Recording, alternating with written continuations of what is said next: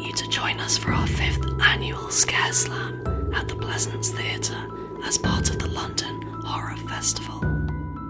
Come test your nerve as our curated coven of performers and storytellers spin tales that will chill your bones and haunt your dreams. Tickets are on sale now at pleasance.co.uk. Join us if you dare.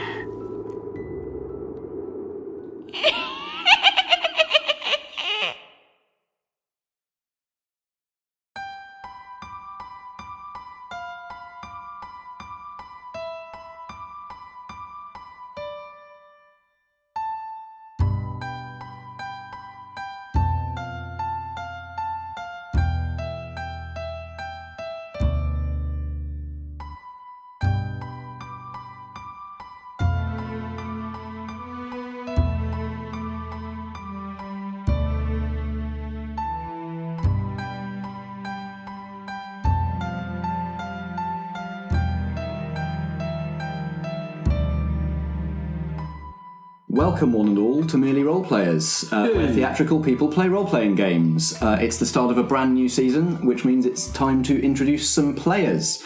I'm Matt, I'm your host. I'm back to hosting duties this time.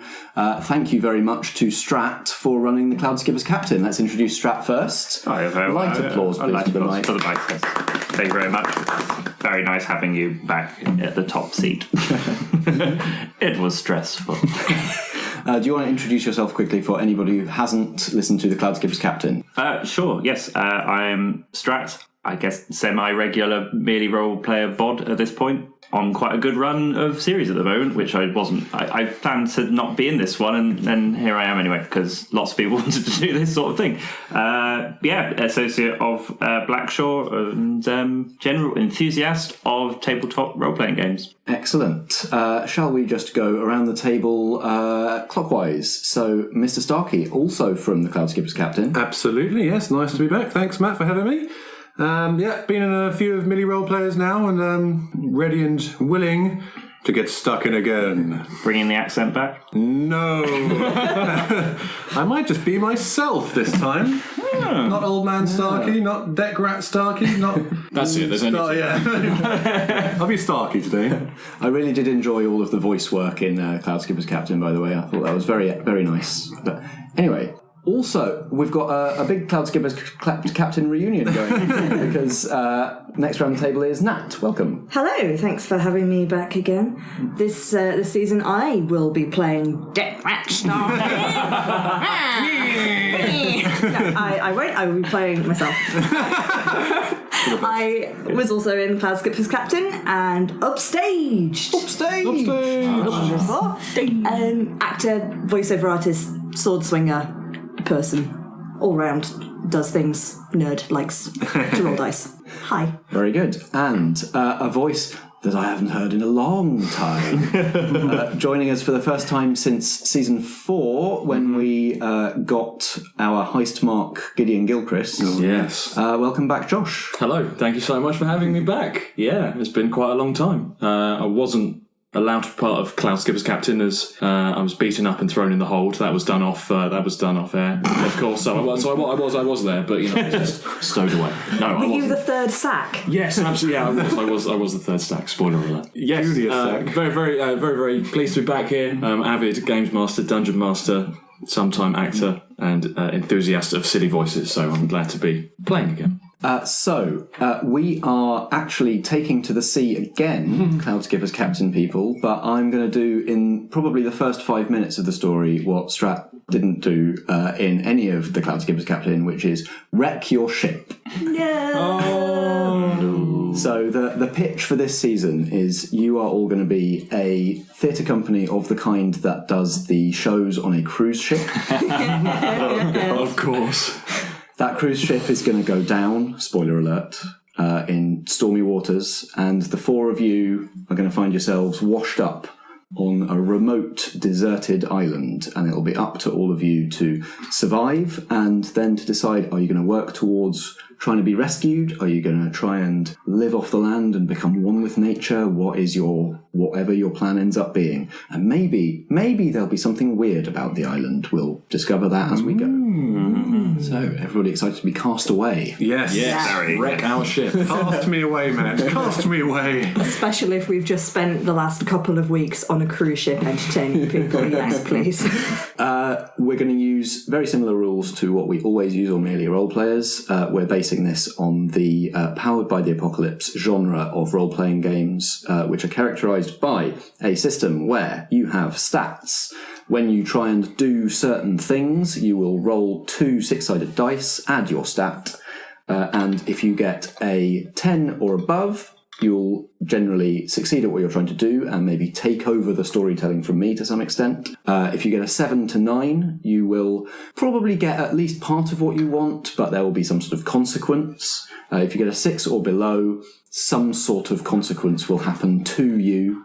Something will happen that will drive the story along in a way that is not necessarily to your benefit, but will give you fun challenges to try and overcome with your next move. So, stats for this particular game. You have 3. One's going to be a 1, one's going to be a 0, one's going to be a -1. We will sort out what those end up being in a little bit. Your 3 stats are going to be instinct, intellect, and resolve. And there are some examples on your sheet under each stat of the sort of things that you use each of those stats for. But basically your instinct is how good you are at thinking on your feet, reacting instinctively to situations. You'll use this to roll moves where you're listening to your instincts to try and give you hints of what to do next, what is a good next move.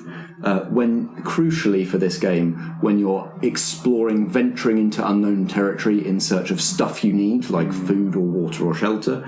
And also, if you get yourself into trouble or one of your colleagues is in trouble and you're trying to reduce the danger, defend yourself from that danger, instinct is what you will use to try and do that. Intellect is more of your forward planning, so you'll use that if you see some danger coming and you want to try and plan your way around it to avoid it or distract it or that kind of thing, you'll use intellect to do that. If you manage to salvage anything from the wreck or find natural resources around the island that you want to try and bodge together into some sort of complex device, you'll use intellect for that. And also, every time we have some sort of time lapse, like you all go to sleep, or we just say, there's been a time lapse of a couple of days while you're on the island, you'll all roll intellect to take stock of a vital resource, and we'll see how quickly your resources are depleting and how much you need to go exploring for more. And then thirdly, resolve. This is your strength of will and your bodily endurance. So you'll roll this if you're doing something that involves exerting yourself over a long period of time, like climbing a cliff. You'll roll resolve if you're trying to show leadership to your fellow survivors and suggest a course of action that you're trying to persuade them to take on. And also if you find anything mysterious that requires you to look it in the eye and confront what it might mean for your existence here on this island, you'll use resolve to do that. So those are the basic moves that everybody can do, and we'll talk about when we get to filling in each of your sheets. You can also take special moves that might run off one of those skills as well. You'll also see in the top right of your sheet some numbers for your morale, and your morale is how much damage you can take. It's your harm, but it represents both physical and mental harm, and also just your general outlook on island life. You start with 2. There's a couple of things that this does. If it hits 0, which it might if you get mauled by a bear or fall off a cliff or just generally get demoralised, you get to choose one of these 4 conditions that you can see underneath it, which are exhaustion, despair, injury or death.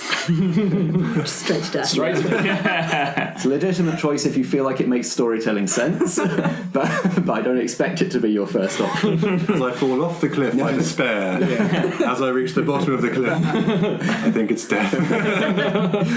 So how these work is if you, for instance, have suffered exhaustion, you can't regain morale until you're no longer exhausted. Okay. And I'll talk you through, if anybody hits any of these conditions, I'll talk you through what needs to happen for you to remove it and be able to regain morale again. I'm assuming, sorry to interrupt, but I'm assuming there's no way to counter death.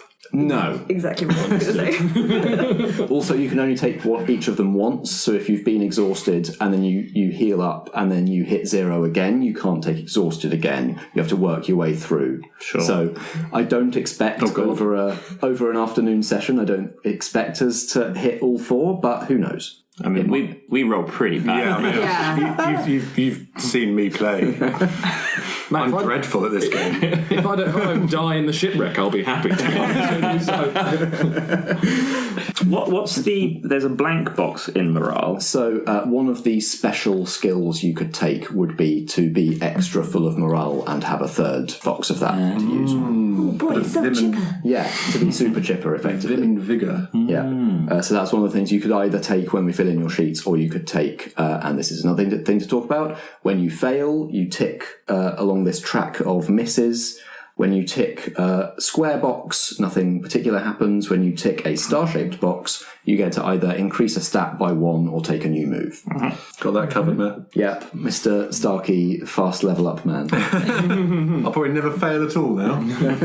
Commentator's curse. The other thing you can do with morale is spend it. If you roll to do something like climb a cliff or dodge a bear that's trying to hurt you or plan your way around something and you roll a result you don't like, you can spend one of your morale to add 2 to the result and potentially increase the category that you're in. So obviously it's a scarce resource, but it can be quite a powerful thing to spend on stuff that really, really matters. Can we get morale back, did you say, Matt? Yes, so you can't get your own back unless you take a special move that allows you to do that. But any of you can try to restore other people's morale, and the roll for that is you roll your 2 6-sided dice and add your current morale. So the higher your morale is, the better you are at boosting other people's. That's awesome. I love that. That's so good. So we need to keep one person really happy. They could just go around and hug everybody else. It's okay. Someone's on a sedan chair being carried around the island, being fed grapes by monkeys. That's me. You've decided. Yes. Keep me happy, guys. Another thing about how this game is going to work is I have not drawn a map of the island. I have got a blank piece of paper on a clipboard, and we're going to fill it in as we go. Nice. So when you're wrecked, depending on where you're wrecked, we'll fill in a little bit of coastline, and then I'm just going to be passing it around to all of you. So whenever you move into a new area of the island looking for, like I said, water or food or shelter or anything, you'll get to say what kind of terrain you're venturing into and fill that in on the map. Awesome. And depending on how you roll, will determine how dangerous that area is. Ooh, I love maps. I'm just going to put that out there. I am walking into a gentle meadow. No, it's full of snakes. This wasn't grass. Oh no, now I'm going to think all grass is tiny snakes pointing directly up. Maybe it is. Maybe. It's possible, depends on the dice. Hate grass snakes. Another thing that can happen when you explore into new areas is that you might find a mystery. And that will probably work out how that works as we get to it. I have mechanics for it. There are roles that will let you ask questions about the thing that you're confronting, and I'll let you kind of decide the category of mystery that you find. So if you stumble across a mystery, you'll get to decide, is this like a creature or a structure or a phenomenon, or like what kind of mystery is it? And then I'll fill in some details around that.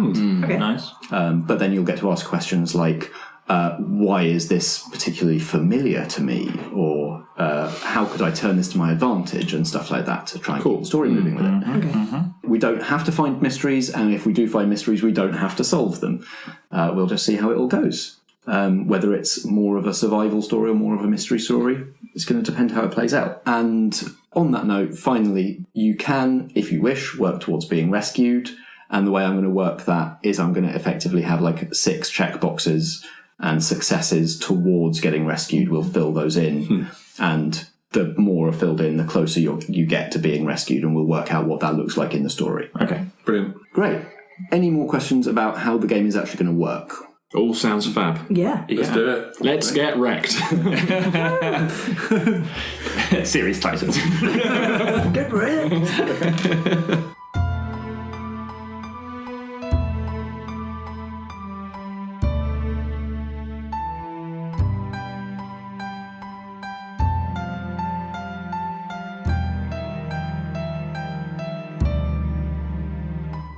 You've been listening to Merely Roleplayers.